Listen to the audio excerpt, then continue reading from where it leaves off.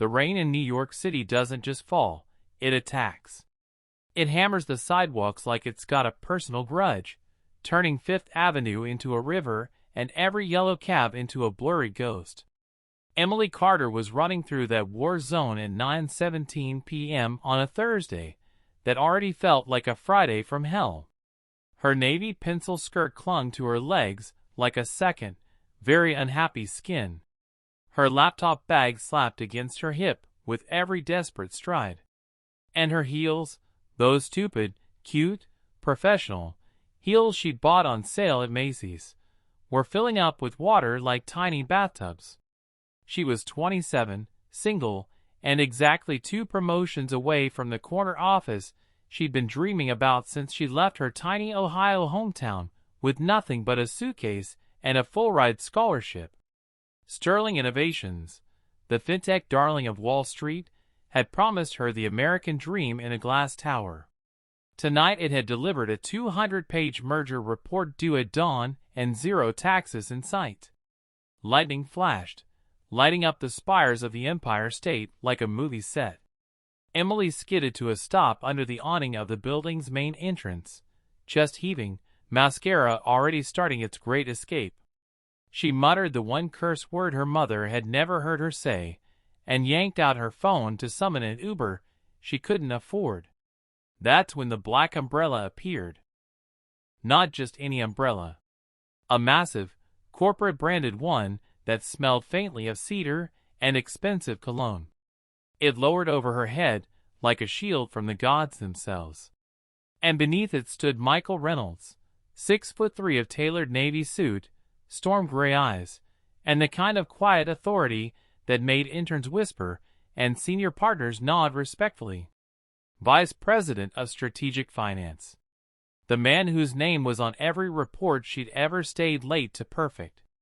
The man she'd spent the last 8 months pretending she didn't notice.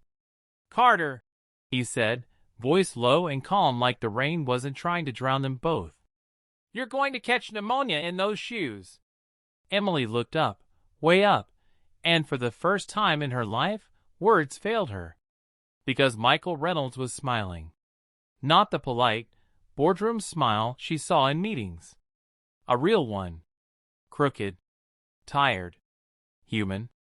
And just like that, one rainy night changed everything. Emily's apartment in Murray Hill was a shoebox with delusions of grandeur. Exposed brick. A window that looked directly into another window. And a radiator that clanked like it was auditioning for a horror movie. But tonight it felt like a palace because Michael Reynolds was standing in her tiny kitchen, sleeves rolled up, making coffee like he belonged there. "You really didn't have to drive me," she said for the 3rd time, wrapping her hands around the steaming mug he'd handed her. The drive had taken 45 minutes instead of 15 because of flooded streets and a fender bender on 34th. They'd talked the whole way, about the merger, about the terrible coffee in the break room, about how neither of them had taken a real vacation in 2 years. He'd laughed when she admitted she still said pop instead of soda. She'd teased him when he confessed he still couldn't parallel park without cursing in 3 languages. Now he leaned against her counter, rain still dripping from his dark hair onto the collar of his shirt. "I wasn't letting you walk. Or Uber. Or drown. Take your pick." Emily's heart did something ridiculous. Flipped, stuttered, then settled into a rhythm she hadn't felt since college. She blamed the adrenaline. And the caffeine. Definitely not the way his eyes kept finding hers every time she spoke. "You're soaked," she said, gesturing at his ruined suit. "At least let me throw your jacket in the dryer." He shrugged it off without argument, revealing a white dress shirt that was now basically transparent in places. Emily's brain short-circuited for a full 3 seconds. She'd busied herself with the ancient dryer in the hallway closet, trying not to think about the fact that her boss, the boss, was currently barefoot in her living room because his socks were drenched too. When she came back, he was studying the single-frame photo on her bookshelf. Her and her dad at her college graduation, both grinning like idiots under a bright Ohio sun. "You miss home?" he asked softly. "Every single day," she admitted. "But I'd miss this city more if I left." "Stupid, right?" "Not stupid." He turned, and the look on his face was so gentle it hurt. "Brave." The dryer buzzed. The moment stretched. Neither of them moved. Finally, Michael cleared his throat. "I should go." "You need sleep." "That report can wait 5 more minutes," she finished, surprising herself. "Stay. Just until the rain lets up a little." He stayed. They sat on opposite ends of her tiny couch, talking about everything and nothing, favorite bad movies, the time she almost got fired for spilling coffee on the CO's shoes her first week, the way he'd grown up in Brooklyn with a single mom who worked double shifts so he could go to Columbia. Hours slipped away like the rain outside. By 2 a.m. the storm had quieted to a whisper, and Michael was asleep sitting up, head tilted back against the cushion, tie loosened, breathing steady. Emily watched him for a long moment, then pulled the throw blanket her grandmother had crocheted over his chest. She whispered, "Thank you," to the dark, and padded to her own bed. She fell asleep smiling for the first time in months. The next morning at the office was torture in the best possible way.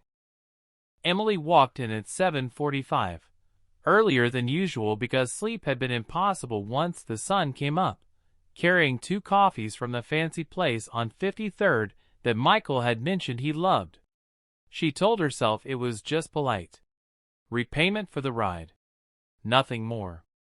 Then she saw him through the glass wall of the executive conference room, already in a suit that looked freshly pressed, hair perfectly styled, looking like he hadn't spent half the night on her couch. Their eyes met across 20 feet of open-plan desks. He smiled, the same crooked, real smile from last night, and every head in the bullpen turned to see who the VP was grinning at. Emily nearly dropped both coffees.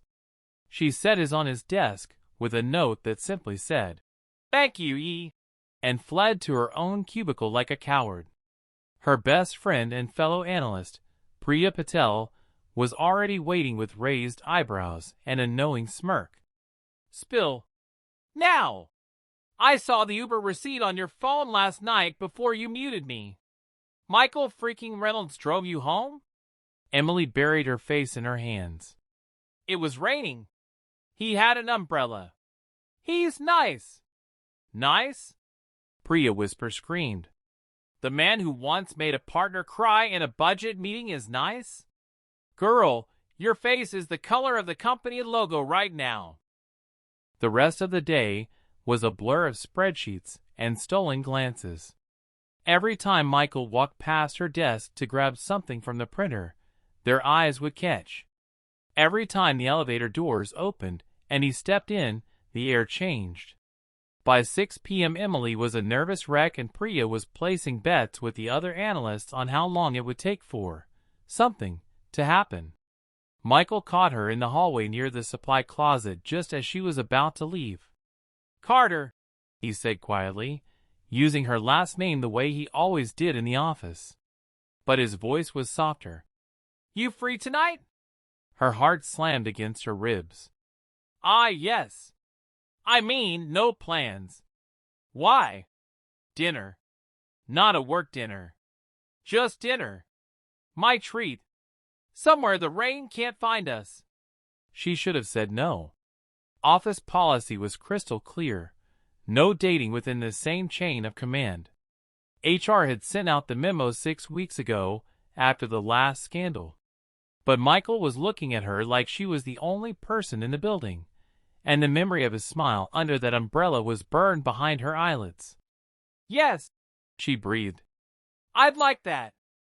Their first real date was at a tiny Italian place in the West Village that smelled like garlic and old wood and had checkered tablecloths straight out of a Hallmark movie. Michael ordered the osso buco. Emily got the gnocchi because it reminded her of her Nana's Sunday dinners back in Ohio. They talked for 4 hours. She learned he'd been divorced 3 years ago, from a woman who hated how much he worked. Ironic, since that's exactly what had ended her last relationship too.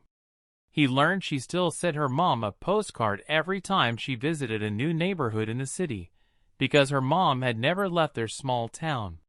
When he walked her to her door again, this time under a clear sky, he didn't kiss her. He just tucked a loose strand of hair behind her ear and said, "I've wanted to do this for months. I just didn't know how to start."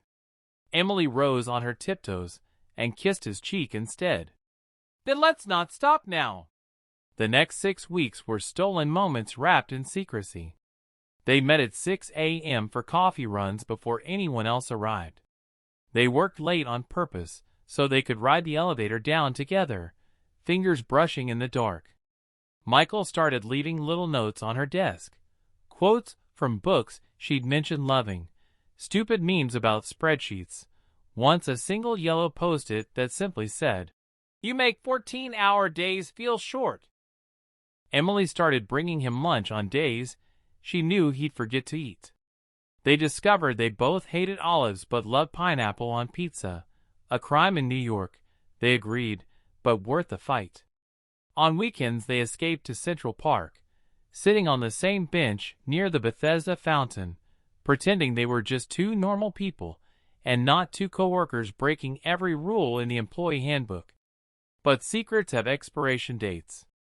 It happened on a Tuesday in October. The entire company was gathered in the 48th floor conference room for the quarterly all-hands. Michael was presenting the merger numbers, the same ones Emily had stayed up until 3 a.m. perfecting with him 2 weeks earlier. She sat in the back row, trying to look professional while her heart did cartwheels every time he glanced her way. Then came the Q&A. A senior partner, Richard Lang, stood up. "Michael, impressive work. But I have to ask, some of us have noticed a closeness between you and one of your direct reports lately. Emily Carter, I believe. Care to comment on how that affects team dynamics?" The room went silent. Every head turned. Emily felt the blood drain from her face.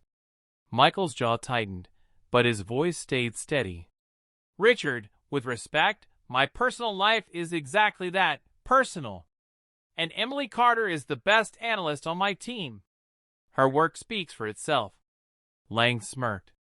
"Just making sure we're all following policy. HR's in the room, after all." Michael's eyes found hers across the sea of suits.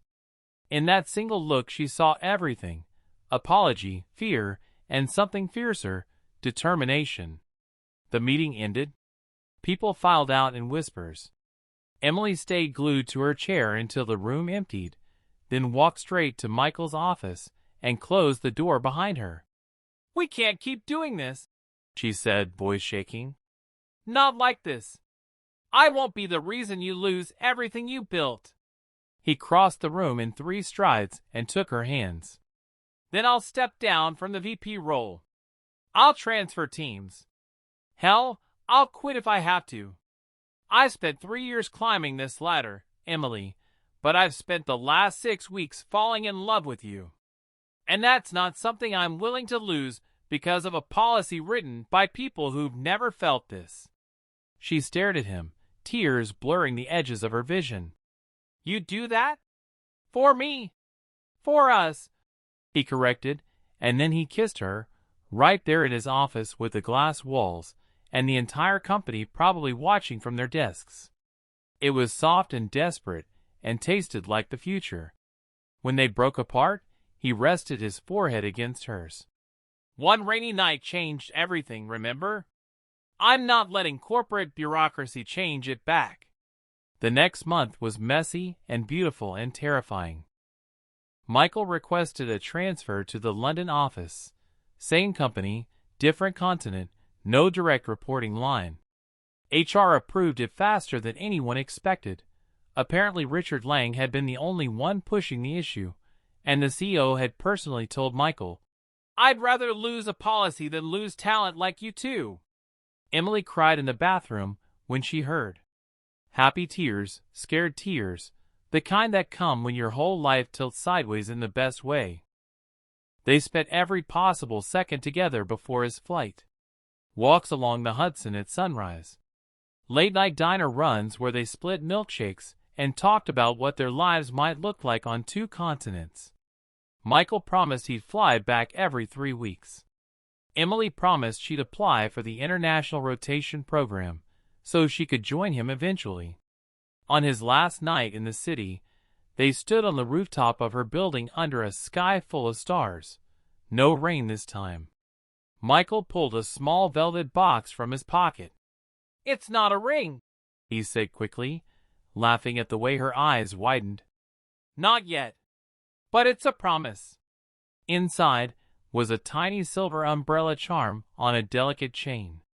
"So whenever it rains, you'll remember the night everything changed." Emily fastened it around her neck with trembling fingers. Then she kissed him so hard the city below probably felt the aftershocks. 6 months later, Emily stepped off a plane at Heathrow with 2 suitcases and a heart so full it hurt. Michael was waiting at arrivals in jeans and a sweater, casual clothes she'd rarely seen him wear in New York. He picked her up and spun her around right there in the terminal, while strangers clapped like it was a scene from a movie. They rented a little flat in Notting Hill with a garden so small it barely fit 2 chairs. Emily worked on the European merger team. Michael ran strategy for the UK division. They cooked terrible British food together and laughed until they cried. On weekends they took the train to Paris or Edinburgh, collecting passport stamps like other couples collect souvenirs. 1 year to the day after that first rainy night, Michael proposed on the same bench in Central Park where they'd had their first unofficial date. He flew her back to New York as a surprise. The umbrella charm was still around her neck. She'd never taken it off. When she said yes, screaming it loud enough that tourists turned to stare, he slid a real ring onto her finger.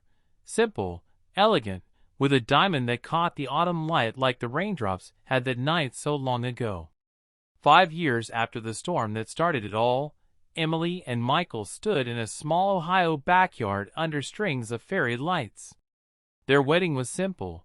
White dress, navy suit, Priya as maid of honor, Michael's mom crying happy tears in the front row.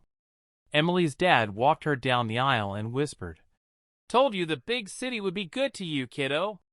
They danced their first dance to an old Frank Sinatra song because Michael had confessed he'd always wanted a classic wedding.